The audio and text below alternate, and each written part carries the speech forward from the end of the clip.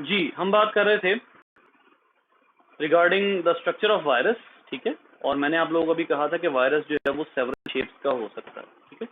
और several shapes के बारे में अभी हमने बात की कि शेप्स जो हैं वो हम पढ़ते रहेंगे बाद में, शेप्स कौन कौन सी होती हैं। फिलहाल जो हमारा कंसर्न है वो ये है कि जो वायरस का केमिकल स्ट्रक्चर होता है, जो जनरल स्ट्रक्चर होता है वायरस का, वो कैसा होता है।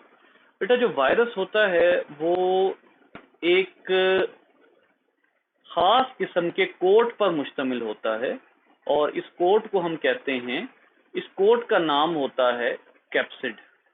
और इस कोट की कंपोजिशन क्या होती है? प्रोटीन।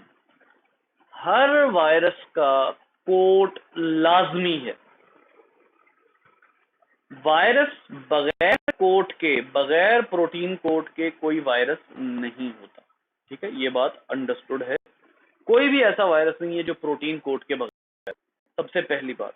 उसके अलावा ये जो प्रोटीन कोड होता है ना, ये छोटे छोटे सब यूनिट से मिलकर बनता है और इन छोटे सब यूनिट्स को आप कहते हैं कैप्सोमियर्स। इन छोटे छोटे सब यूनिट्स को हम कैप्सोमियर्स कहते हैं, ठीक है। यानी कैप्सोमियर ज्वाइन होंगे तो क्या बनेगा? कैप्सिड बनेगा।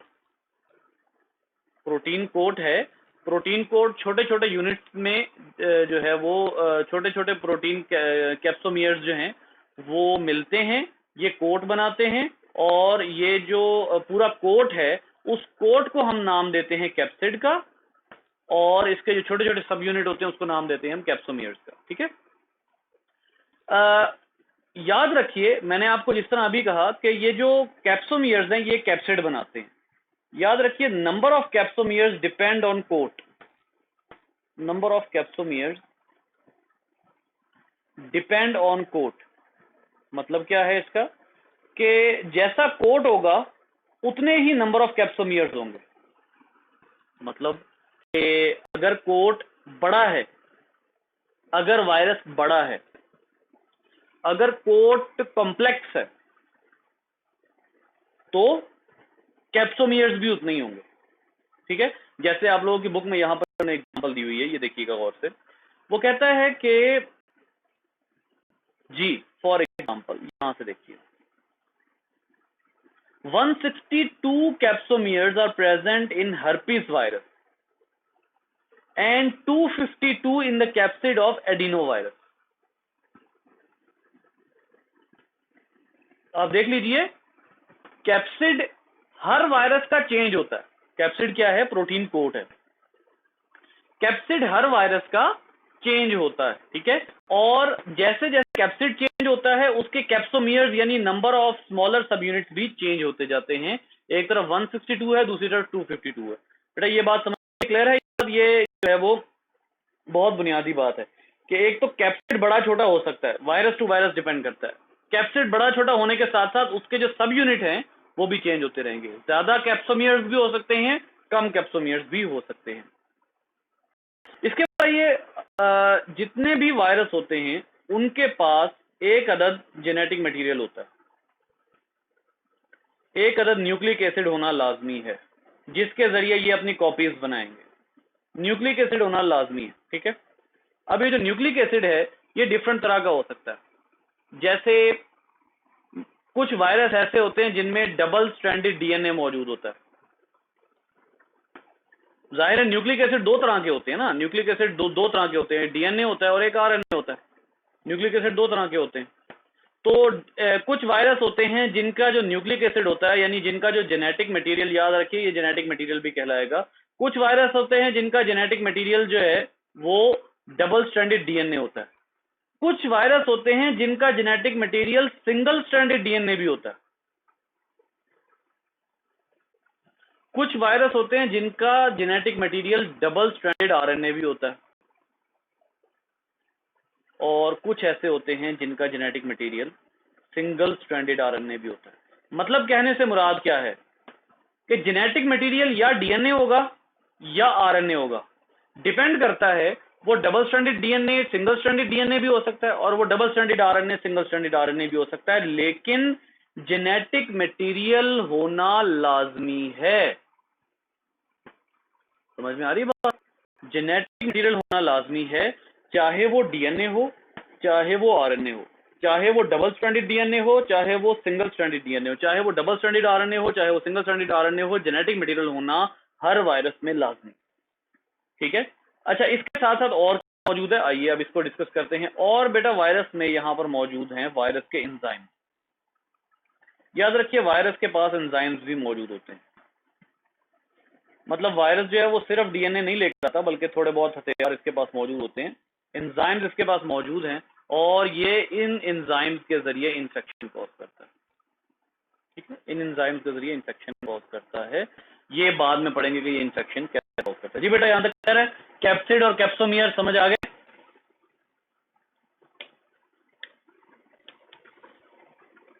जी बॉयज।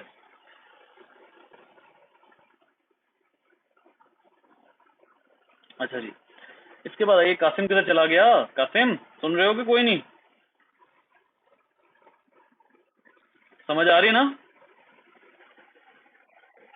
अच्छा जी, इसके बाद आप देखिए कि जो वायरस है उनकी शेप्स किस तरह की होती हैं।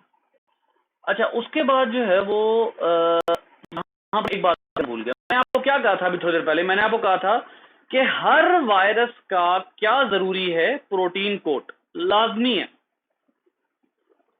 हर वायरस का प्रोटीन कोट लाजमी है। ये बात आप लोगों ने अपने ज़हनों में बिल्कुल बिठा लेनी है, अजबर कर लेनी है, रट्टा लगा लेना है। लेकिन कुछ वायरस ऐसे हैं जिनके पास प्रोटीन कोट के अलावा एक और लेयर भी होती है, और इसको कहते हैं एनवेलप। ये बड़ी जरूरी बात थी जो मैं भूल गया था बेटा। वायरल एनवेलप जो होता है उसकी कंपोजिशन लाजमी नहीं है कि उसकी हो, प्रोटीन की हो। एनवेलप की कंपोजिशन प्रोटीन प्लस फैट्स भी होते हैं और कार्बोहाइड्रेट्स भी होते हैं। यानी जो मैं बात करना चाह रहा हूं यहां पर वो क्या है, सॉरी, वो ये है कि कुछ वायरस ऐसे हैं जिनके एनवेलप नहीं होता। मतलब ये जो एनवेलप है ये ऑप्शनल है, एनवेलप ऑप्शनल है। कुछ वायरस के पास होता है, कुछ वायरस के पास नहीं होता।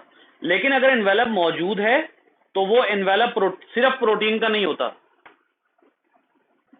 यानी एनवेलप जो है उसकी जो एनवेलप होता है वो लाजमन नहीं है कि सिर्फ प्रोटीन का बना हुआ। जैसे कोरोना की बात करते हैं तो कोरोना का एनवेलप प्रोटीन प्लस फैट्स का बना हुआ।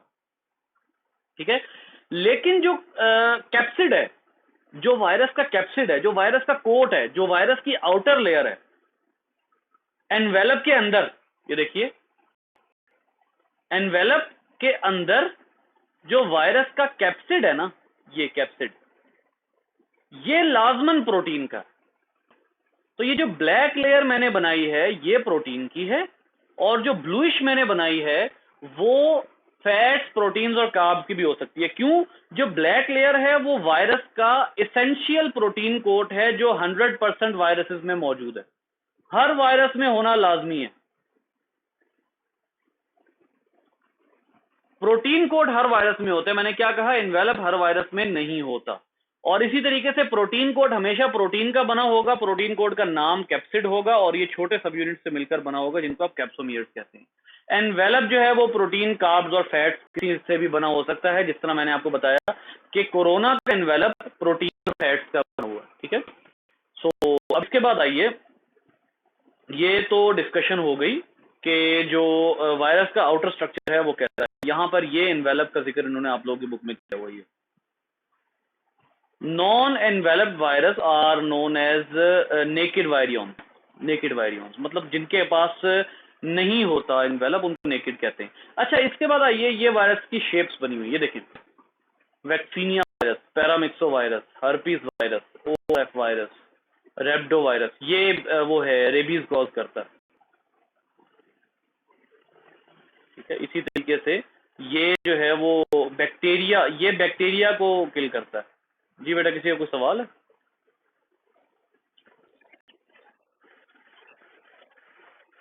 Sorry sorry sorry, herpes virus.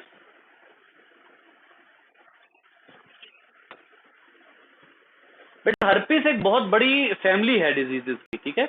ये माइल्ड डिजीज भी होती है और ये जानलेवा डिजीज भी होती है।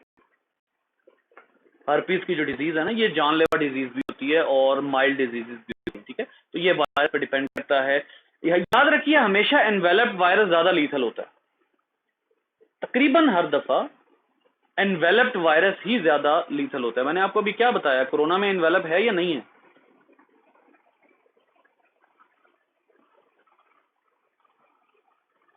कोरोना में एनवेलप है। आमतौर पर वो जो वायरस जिसके पास एनवेलप होता है वो ज्यादा लीथल होता है। तो हर्पीस का भी यही हिसाब किताब है, ठीक है। इसी तरह इसमें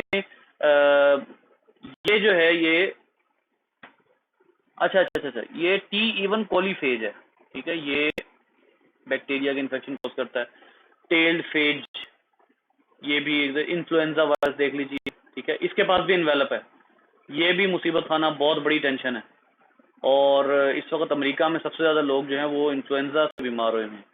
tecoma virus, polio virus, tubulo virus, ये वायरस के डिफरेंट शेप्स हैं, ठीक है। अच्छा, एक और बात आप देखेंगे, ये अभी दरमियान में से टॉपिक मैं स्किप कर रहा हूँ, ये लंबा टॉपिक है। एक चीज आप देखेंगे कि वायरस को क्लासिफाई किया जाता है, क्लासिफिकेशन ऑफ वायरस। वायरस को क्लासिफाई किया जाता है और वायरस की जो क्लासिफिकेशन है उसकी चंद बेसिस हैं। जैसे हम कहते हैं कि बैक्टीरिया को क्लासिफाई करना है तो देखो उसमें सेल वॉल कौन सी है। फंजाई और प्लांट को डिफरेंशिएट करना है तो सेल वॉल कैसे बनी हुई है। इसी तरह वायरस को भी क्लासिफाई करने के डिफरेंट तरीके होते हैं, ठीक है। वायरस को भी हम डिफरेंट बेसिस पे क्लासिफाई करते हैं। तो देख लेते हैं, यहां पर जो हम टॉपिक पढ़ने लगे हैं क्लासिफिकेशन का, इसमें देख लेते हैं जो क्लासिफिकेशन वायरस की कैसे की जाती है। ये बेटा वायरस के क्लासिफिकेशन में सबसे पहले जो है वो जो चीज होती है वो ये होती है कि वो वायरस शेप कैसी है उसकी, ठीक हो गया। नंबर 2, उस वायरस के पास एनवेलप है या नहीं। नंबर 3, उस वायरस का जो न्यूक्लिक एसिड है वो कौन सा है। ये 3 चीजें हैं जिस पर वायरस को क्लासिफाई किया जाता है, ठीक है। अगर आप कोरोना को कहेंगे तो कोरोना जो है वो स्फेरिकल है, स्फेरिकल। अच्छा जी, उसके बाद ये जी बिल्कुल ये एनवेलप्ड है और न्यूक्लिक एसिड इसके पास डबल स्ट्रैंडेड आरएनए है। इसके बाद ये आरएनए वायरस है, ठीक है। इसके बाद डबल स्ट्रैंडेड आरएनए है, तो ये कोरोना होगा, ठीक है। इसी तरह एक और बात, एनवेलप में आगे कैटेगराइजेशन आ जाती है। एनवेलप की मॉर्फोलॉजी, जैसे जो कोरोना का एनवेलप है वो स्पाइक्स वाला है। आपने अगर कोरोना की डायग्राम देखी हो ना, उस पे स्पाइक्स बने हुए हैं, उस पे स्पाइक्स बने हुए हैं। मैं आप लोगों को जो है वो डायग्राम कोरोना की जो है वो निकाल कर,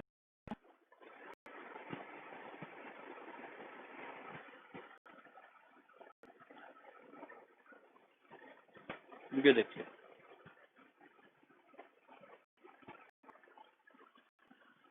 ये स्फेरिकल शेप्ड है, ठीक है। Spike glycoprotein. अब देखिए ग्लाइकोप्रोटीन का क्या मतलब है कि स्पाइक किस किस से बनी हुई है। बेटा ये सवाल का जवाब दीजिएगा। ये स्पाइक ग्लाइकोप्रोटीन लिखा हुआ है, ग्लाइकोप्रोटीन का क्या मतलब है, ये किस किस चीज से बनी हुई है।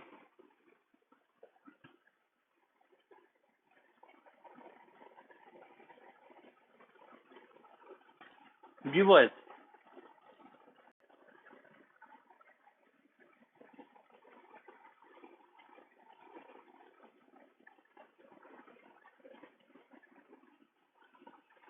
यार आप लोगों को सेकंड चैप्टर बिल्कुल नहीं याद। बेहतर यही था सेकंड चैप्टर का टेस्ट रखते थे बोला हम। ग्लाइकोप्रोटीन, ग्लाइको का मतलब होता है जी, बताने लगे, कार्बोहाइड्रेट।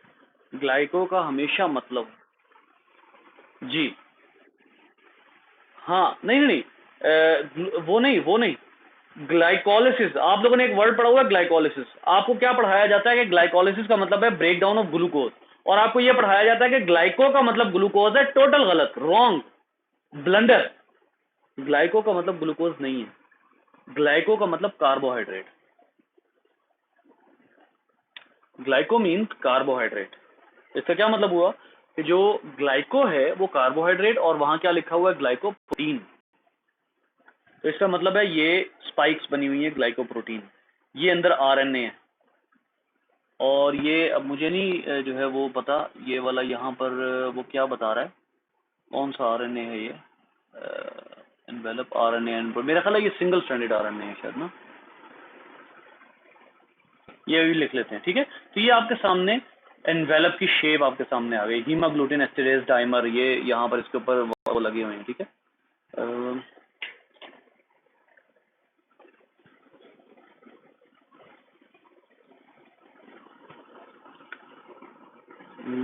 इसमें जो है वो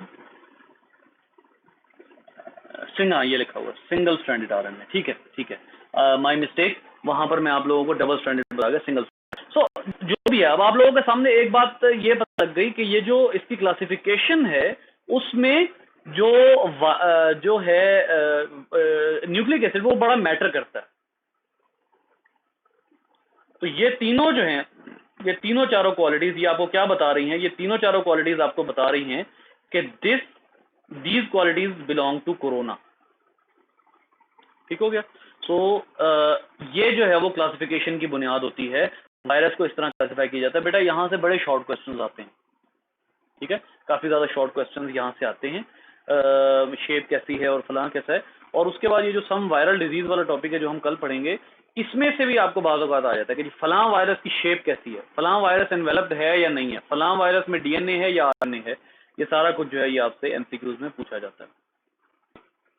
सो ये जो है वो शेप्स ऑफ वायरस। अच्छा, आप लोगों ने स्ट्रक्चर याद रखना है, चंद एक बातें आप लोगों ने वायरस के हवाले से जो है वो कंफर्म याद रखनी है। एक ये कि हर वायरस के न्यूक्लिक एसिड के गिर्द एक कोट होता है जिसको टेक्निकल लैंग्वेज में क्या कहते हैं,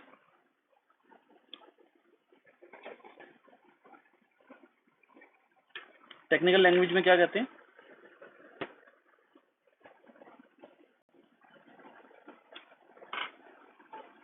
क्या हो गया, प्रोटीन कोड को टेक्निकल लैंग्वेज में क्या कहते हैं, जो प्रॉपर लैंग्वेज है, कैप्सिड। और कैप्सिड किन यूनिट से मिलकर बनता है, उन यूनिट्स का नाम बताएं।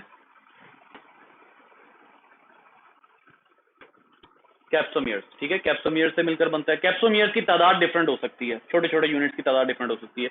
फिर मैंने एक और बात बताई थी आप लोगों को कि एनवेलप होना ना होना जरूरी नहीं, ठीक है, जिनमें है वो ज्यादा लीथल है।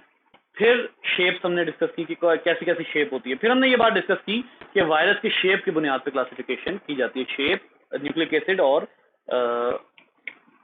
एनवेलप है या नहीं, इस बुनियाद पर वायरस की क्लासिफिकेशन की जाती है, ठीक है जी। कोई क्वेश्चन आप लोगों का?